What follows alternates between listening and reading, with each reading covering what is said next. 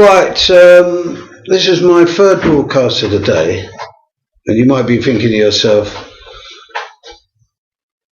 oh, he's going to have a go at academics in the anarchist movement. He must have had a bad weekend. Well, you're absolutely wrong. I had an excellent weekend, but I am going to have a go at academics and such like in the anarchist movement. Because I think that as an anarchist here, I don't actually think that we need them. I don't want a movement that's made up of academics, intellectuals, and so on. These people are completely irrelevant to me and completely irrelevant to nearly everybody I know and completely irrelevant to the world in general. They're not irrelevant to each other, but they are irrelevant to everybody else except each other and their students. So why is it that we've got so many academics in the anarchist movement and so on? Why is it that we've got more academics than dustmen? And you might say, oh, that's a bit of an exaggeration, surely.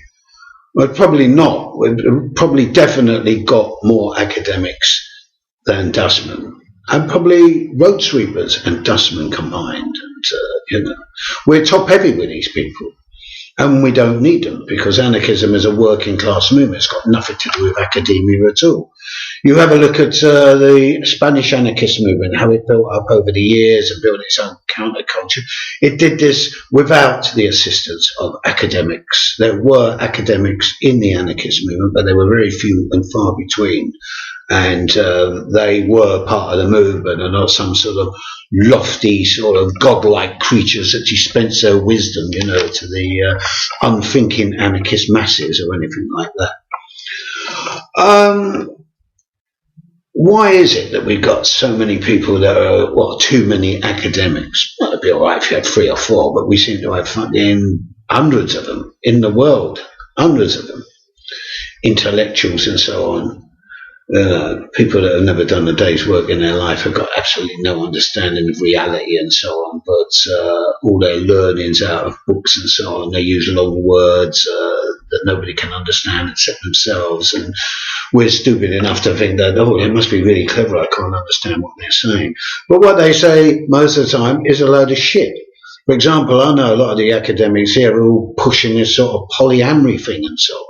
So that's why I know it's all shit. These people are not anarchists. The only reason they call themselves anarchists, I think, is because in the educational system and in the Western world in particular, Marxism, there was a lot of Marxism, a lot of Marxist lecturers and so forth, top guys. Some of them actually wrote some good books, and that's okay. I've read a lot of them, but a lot of them wrote a load of fucking incomprehensible drivel as well, which I've attempted to read, but after page 48, it's do I want to go on with this? No, I don't.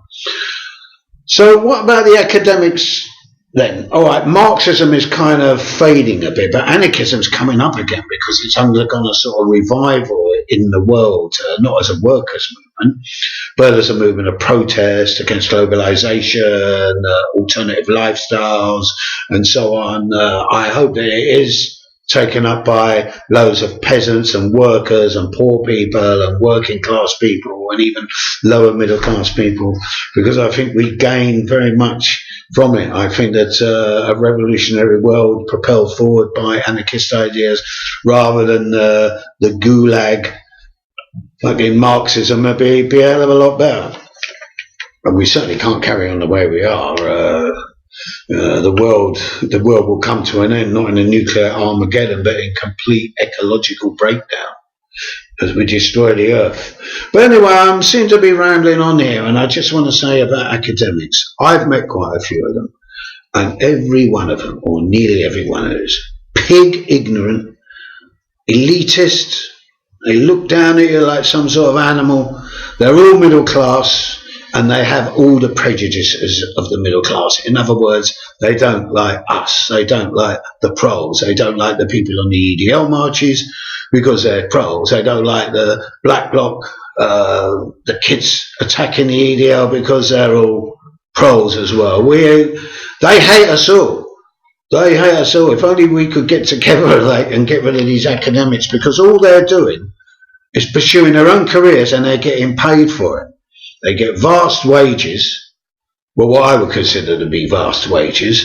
They get all the kudos, they get all their books published and so on, They're never going to starve in the gutter, are they? They show great solidarity, except, of course, a lot of them do not show solidarity where it counts on the streets, because, of course, they've all got mortgages, haven't they? And they can't get arrested, they can't lose their jobs or anything. Oh, yeah, we could get arrested, we can lose our jobs. We can even get killed and imprisoned. What difference does it make? There's millions of us, but there isn't millions of academics, and there's something special. Anarchists are against hierarchy. We're against elitism and so on. And we're against things like snobbery. And that's what these academics are that I've met. They're snobs. And they've also got really limited, closed minds. Beyond the sort of limited understanding they have of their own subjects and so on, they seem to know very little about anything else. They don't really have joined up thinking, but what they do have is exceedingly rigid minds. I've never come across, except when I've spoken to fundamentalist Muslims and fundamentalist Christians, academics as a whole are people that are really narrow-minded and bigoted in their own way, and whether it's done in the name of anarchism and anti-hierarchy is completely irrelevant. They're always right, and everybody else is always wrong, unless, of course, they agree with them. They don't seem to be really capable of communicating down to us anything about, but their snobbery and elitism. As I say, I've come across quite a few of them, and they also have got their own agendas. And their own agendas have got absolutely nothing to do with liberating us, of us creating a new lifestyle and so on. Absolutely nothing whatsoever. What else can I say about these people? Oh, yes, right, let me give you a few examples of who these people are. Right? There is this guy called David Graeber. Now, I've read some of his stuff. Most of it is self-contradictory gobbledygook that you would need at least an MA to understand. And it's crap. It contradicts itself. It's full of rubbish. He's got absolutely no understanding of class at all. Again, it's a question of the emperor's new clothes.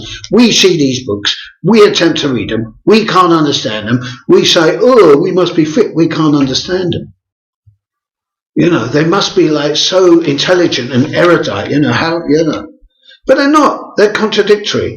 And I know that Graeber is a great guy and everybody loves him and he can pack out lecture halls and so on, whereas, a person like me is like reduced to sort of standing on a fish box in a market addressing two old ladies doing their shopping and their dog, That's the justice of the world, isn't it?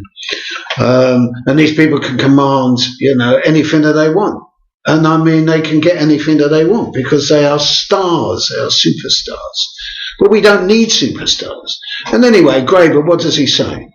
I never even heard of the geezer until I read some article he wrote in a magazine about the riots that had been occurring throughout the world and uprising of the disenfranchised, etc., etc. Yeah, I agreed with a lot of it, yeah, generally and so on.